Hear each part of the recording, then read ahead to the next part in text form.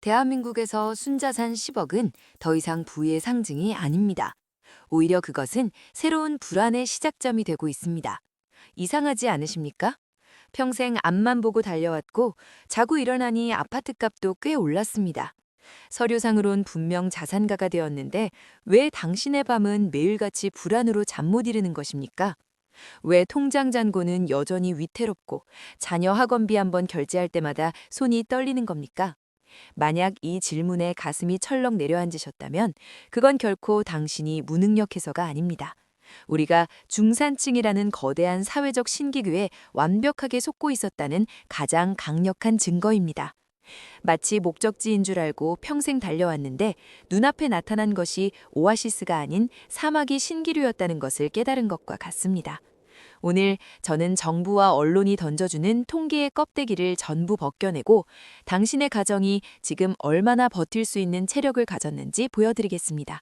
이 영상이 끝날 때쯤 당신을 짓누르던 막연한 불안의 실체와 마주하게 될 것입니다. 그리고 그 불안에서 벗어날 수 있는 진짜 탈출구를 발견하게 될 것입니다. 지금부터 그 냉혹한 현실을 있는 그대로 보여드리겠습니다. 우리가 가장 먼저 그리고 가장 교묘하게 당하는 속임수는 바로 평균의 함정입니다.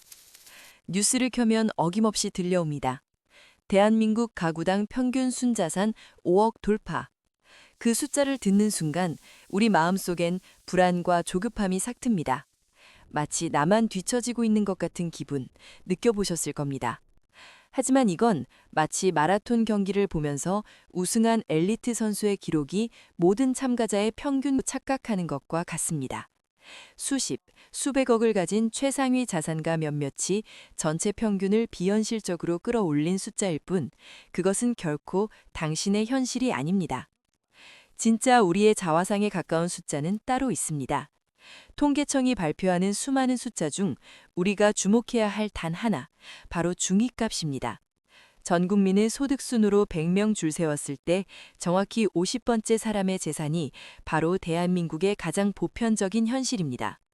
그리고 이 중위값은 우리가 뉴스에서 듣는 평균값보다 언제나 처참할 정도로 낮습니다. 우리는 존재하지도 않는 평균이라는 유령과 자신을 비교하며 스스로를 갉아먹고 있었던 것입니다. 이것이 바로 첫 번째 함정입니다. 더욱 교묘한 함정은 바로 자산의 착시입니다. 한국은행이 발표하는 가계자산 구성을 보면 우리 자산의 8할 가까이가 부동산에 묶여 있습니다. 서류상으로는 분명 내 자산이 맞습니다. 하지만 그건 마치 목에 걸고 있는 무겁고 화려한 황금 왕관과도 같습니다. 보기에는 번쩍거리고 가치가 대단해 보이지만 정작 내가 배고플 때 떼어서 빵을 사 먹을 수도 없고 오히려 그 무게 때문에 몸만 아파올 뻔입니다. 아파트값이 10억, 20억이 되면 뭘 합니까? 당장 그 집을 팔기 전까지는 단 10원 한 장 내 통장에 꽂히지 않습니다. 오히려 매년 꼬박꼬박 재산세와 종합부동산세라는 이름으로 돈을 빼앗아 갑니다. 낡은 곳을 수리하는데 목돈이 들어가며 대출이라도 끼고 있다면 매달 은행에 비싼 이자를 상납해야 합니다. 우리는 자산의 규모라는 허상에 취해 있었던 겁니다. 내 주머니에서 매달 현금이 어떻게 새어나가고 있는지 그 흐름을 놓치고 있었습니다. 이것이 바로 순자산 10억을 가지고도 밤잠을 설치는 두 번째, 그리고 가장 결정적인 이유입니다. 이 지점에서 영상을 끄고 싶을 만큼 불편한 진실을 마주하게 될 겁니다. 하지만 바로 여기에 당신이 매달 가난해지는 비밀이 숨어 있습니다. 소득이 늘어도 왜 내 삶은 제자리 걸음일까요? 진짜 도둑은 우리 눈에 보이지 않는 곳에 숨어 있기 때문입니다. 바로 선택 불가능한 지출, 저는 이것을 그림자 세금이라고 부릅니다. 첫 번째 그림자 세금은 바로 비소비 지출입니다. 세금과 국민연금, 건강보험료, 그리고 가장 무서운 대출 이자가 여기에 해당합니다. 이 돈은 우리가 허리띠를 졸라맨다고 해서 단 한 푼도 줄일 수 없습니다. 월급이 통장에 스치자마자 국가와 은행이 자동이체라는 합법적인 칼을 들고 가장 먼저 베어가는 돈입니다. 특히 지금처럼 금리가 살얼음판을 걷는 시대에는 이 그림자 세금의 칼날이 우리 목밑까지 차갑게 파고들고 있습니다. 월급은 거북이처럼 오르는데 이자는 로켓처럼 치솟는 이 기막힌 현실 앞에서 우리의 지갑은 속수무책으로 털릴 수밖에 없는 구조인 것입니다. 이것이 바로 보이지 않는 첫 번째 도둑의 정체입니다. 두 번째 그림자 세금은 더욱 교묘하고 잔인합니다. 바로 필수 고정비라는 이름의 도둑입니다. 그리고 그 최전선에 교육비가 있습니다. 옆집 아이가 영어 유치원에 다니고 주말마다 코딩 학원에 간다는 소리를 들으면 어떻습니까? 우리 아이만 뒤처지게 내버려둘 강심장을 가진 부모가 과연 몇이나 되겠습니까? 아이의 미래를 위해서라는 성스러운 명분 아래 우리는 기꺼이 지갑을 열지만 그것이 결국 우리 부부의 노후를 갉아먹는 족쇄가 되고 있다는 사실을 애써 외면합니다. 이건 단순히 학원비 몇 푼의 문제가 아닙니다. 대한민국 사회 전체가 교육이라는 이름 아래 부모들을 끝없는 경쟁으로 내몰고 있습니다. 그 과정에서 가계의 허리를 부러뜨리는 구조적 문제가 발생하고 있는 것입니다. 주거비 역시 마찬가지입니다. 월세와 관리비, 교통비는 내가 숨만 쉬어도 나가는 돈입니다. 이 두 가지 성스러운 족쇄는 우리의 소득을 그저 스쳐 지나가는 통과 계좌로 전락시키고 있습니다. 벌어도 내 손에 남는 것이 없는 이유가 바로 여기에 있습니다. 결국 우리 손에 실제로 쥐어지는 돈, 즉 흑자액은 처참하게 쪼그라들고 맙니다. 흑자액의 계산식은 지독히도 간단합니다. 내가 번 총 소득에서 비소비 지출과 필수 고정비를 빼고 거기에 식비와 통신비 같은 생활비까지 제하고 남은 돈입니다. 마치 커다란 물탱크에 물을 가득 채워도 밑바닥에 뚫린 여러 개의 구멍으로 물이 콸콸 새어나가는 것과 같습니다. 물탱크에 들어오는 물의 양이 조금 늘어난들 새어나가는 구멍이 더 크고 많아진다면 결국 물탱크는 바닥을 드러낼 수밖에 없습니다. 이 흑자액 실종 사건이 바로 당신이 체감하는 불안의 핵심입니다. 이 돈이 있어야 우리는 미래를 위한 저축도 하고 주식이나 부동산에 투자도 하며 자산을 불려나갈 기회를 엿볼 수 있습니다. 하지만 흑자액 자체가 사라진다는 것은 미래로 나아갈 사다리 자체가 걷어차 있는 것과 같습니다. 이것은 단순한 빠듯함을 넘어 계층 이동의 가능성이 원천적으로 봉쇄되고 있다는 것에 가장 위헌한 신호입니다. 우리가 반드시 알아야 할 사실은 이것이 결코 당신 한 사람만의 비극으로 끝나지 않는다는 점입니다. 중산층의 지갑이 얇아지는 것은 대한민국이라는 거대한 아치 구조물의 핵심적인 쐐깃돌이 흔들리는 것과 같습니다. 쐐깃돌 하나가 부실해지면 아치 전체가 힘을 잃고 무너져 내립니다. 우리 경제는 반도체와 자동차 수출로 먹고 사는 거인이지만 그 거인이 두 발로 굳건히 서 있을 수 있게 하는 땅은 바로 내수 경제입니다.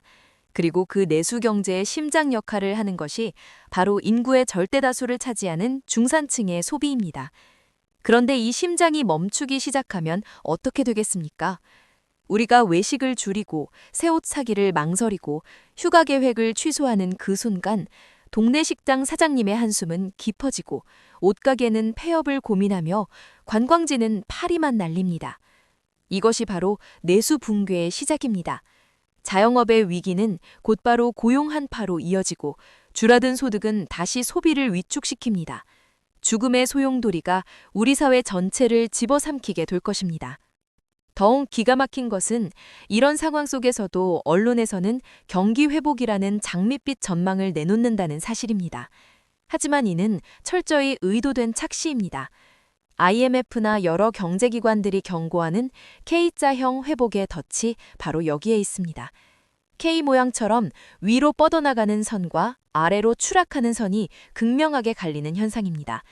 자산을 가진 상류층은 주가와 부동산 가격 상승으로 더 큰 부를 축적하며 위로 뻗어나갑니다.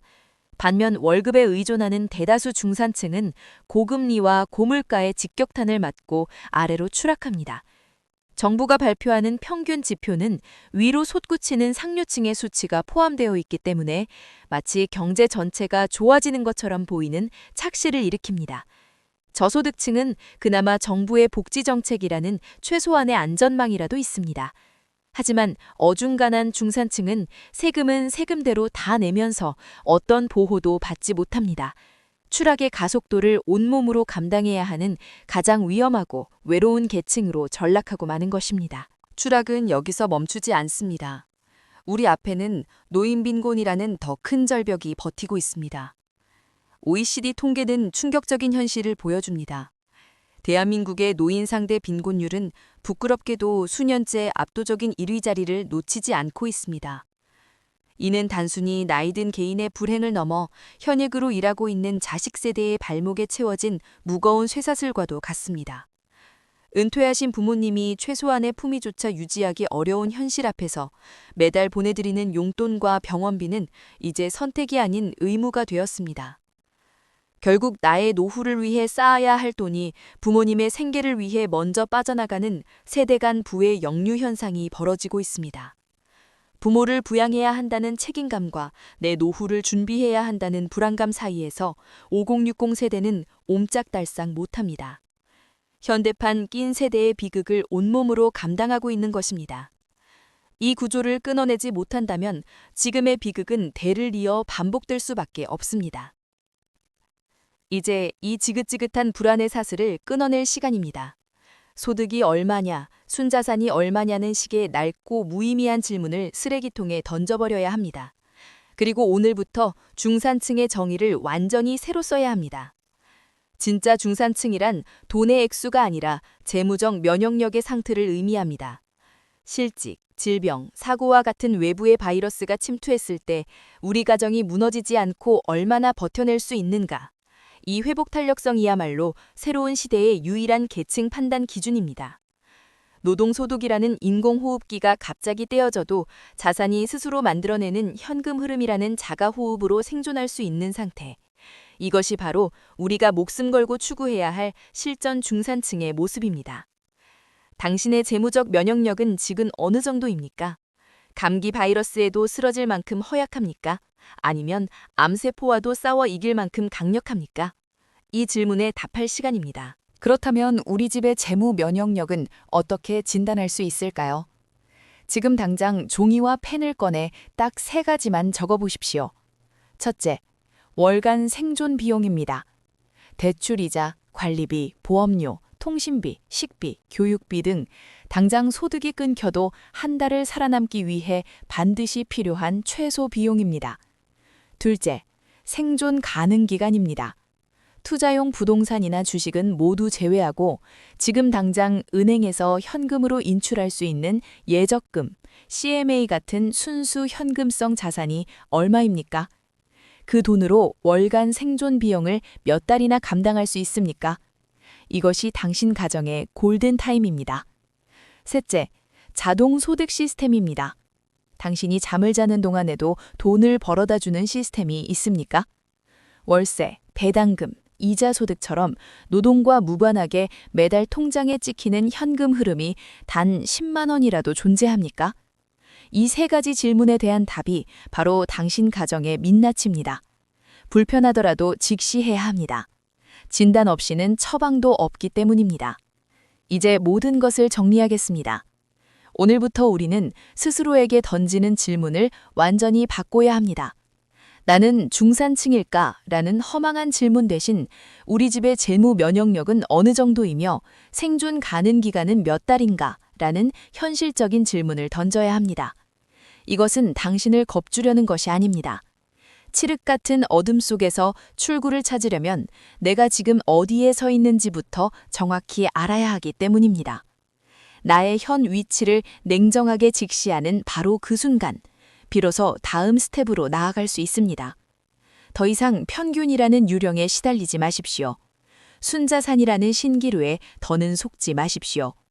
고정비를 줄이든 현금 비상금을 미친 듯이 모으든 작은 현금 흐름이라도 만들든 지금 당장 행동을 시작해야 합니다.